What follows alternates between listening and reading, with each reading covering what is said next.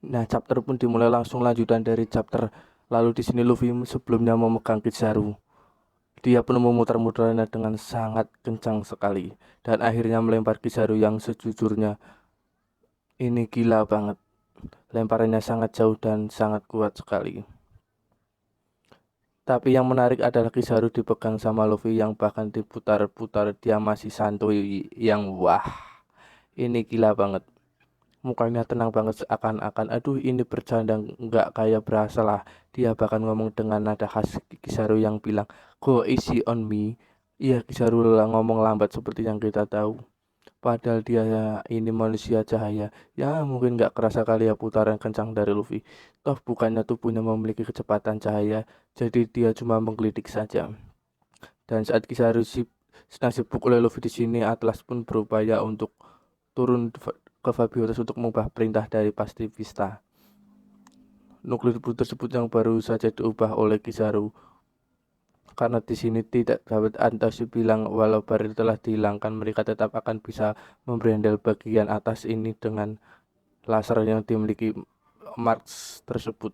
Dan Edison pun di sini berkata yang sejujurnya ini sangat menarik karena bisa menjadi foreshadow untuk kedepannya, di mana Edison berkata benar karena kami para Vegapunk adalah pemegang otoritas tertinggi. Di sini mereka yang memegang pasti bisa akan menjadi pemenangnya. Yang benar seperti yang sudah saya katakan berkali-kali, di mana Mark III ini kalau dia adalah pasifita atau robot biasa saja, tetapi tidak bisa kita remehkan dengan berbagai update yang sudah dilakukan oleh Vegapunk.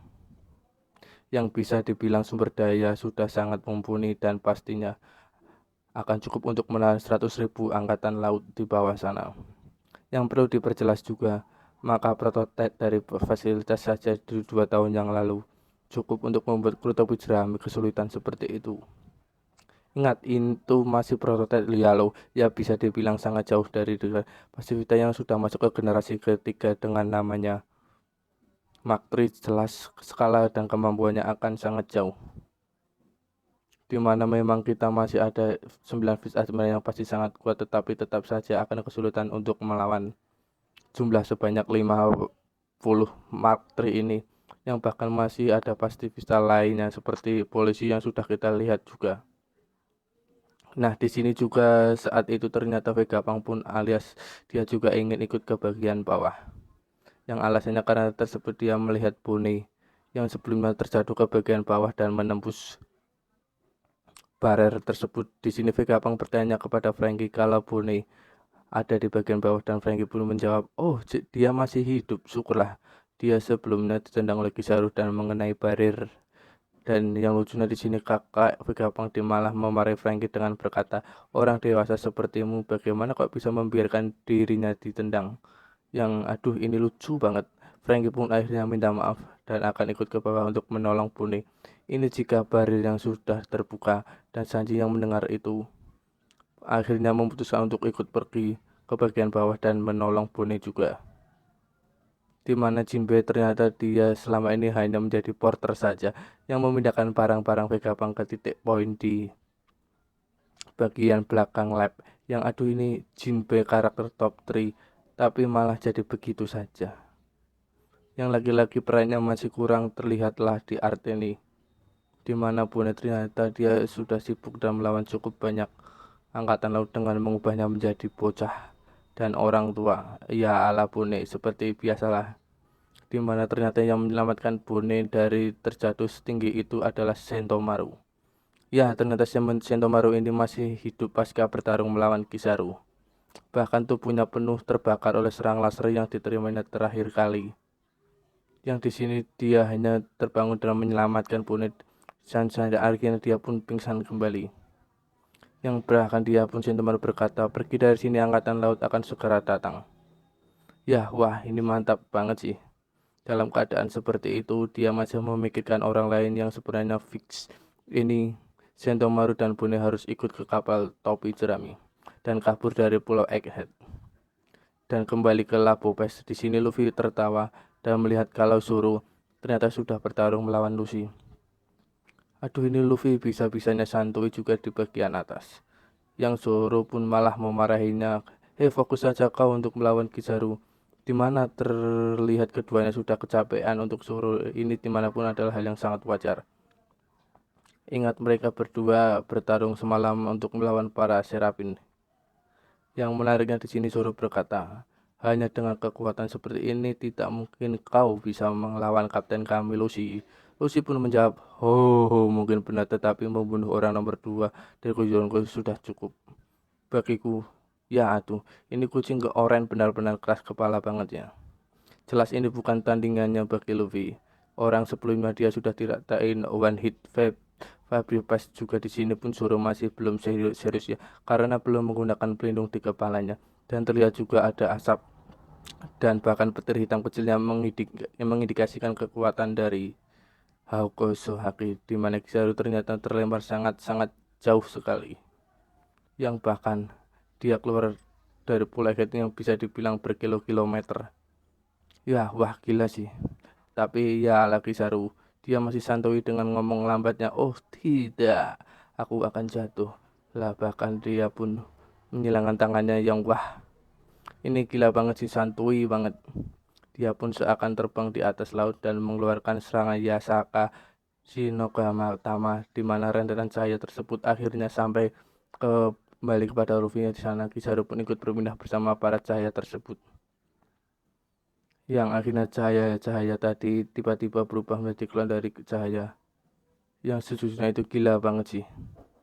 Mana banyak juga cloning yang diciptakan oleh cahaya tersebut. Di sini akhirnya Kizaru mengeluarkan pedangnya, yaitu Amanarguna Kumo, dan berhasil melukai Luffy di dekat matanya. Ya, ternyata di sini benar-benar terkonfirmasi kalau Luffy dia benar-benar sudah bisa berlari di udara.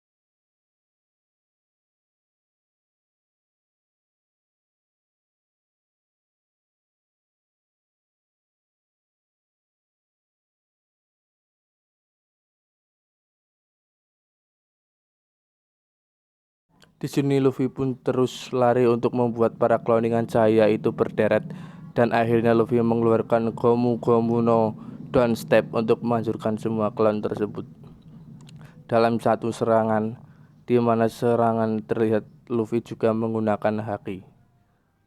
Ternyata ini semua hanyalah cloning saja, di mana Kizaru yang asli sudah berada di ruang kontrol tempat Vegapunk dan yang lainnya sebelum berada. Dan Luffy pun berkata, saya mau menjebak Kizaru, ternyata malah saya yang ketipu. Hahaha, dia masih sempat-sempatnya ketahuan juga. Di sini Kizaru di mana Nami dan Brook di sebelahnya nggak bisa ngapa-ngapain juga. Di mana momen ini sama persis saat dulu Kizaru mau membunuh Zoro, di mana Usopp dan Brook ada di sampingnya. Ya, laki-laki Oda memang selalu bikin paralel singkat seperti ini. Di mana ternyata Vegapunk sudah siap untuk ke Fabio Pass menggunakan kendaraan spesialnya yang bernama Vega Tank 8, di mana Atlas pun berada di dalam tank tersebut, dan Vegapunk yang sepertinya sangat kesal. Dia sambil marah dan berkata, "Hei angkatan laut, jangan berani-beraninya kau menyentuhnya. Aku akan segera ke sana untuk menyelamatkan Pune. Aku tidak akan tinggal diam melihat gadis kecil jika harus mati di depan mataku." Di sini Kizaru mencoba menyerangnya menggunakan laser tersebut, tetapi menariknya Luffy memakan laser itu. Dia menyebarkan ke berbagai daerah yang di definisi Luffy itu cahaya doang ya. Waduh, itu kocak banget. Pengembang pun akhirnya berhasil turun, dan Franky pun akhirnya sama seperti Sanji, dia ikut bersama tank tersebut, di mana dia menyuruh helipad menggunakan untuk membawa Tongsun Sunny ke bagian belakang pulau, di mana tempat yang Vegapunk akan melewati barrier.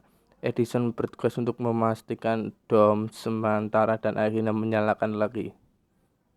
Itu pun setelah mereka melewati bagian dom tersebut,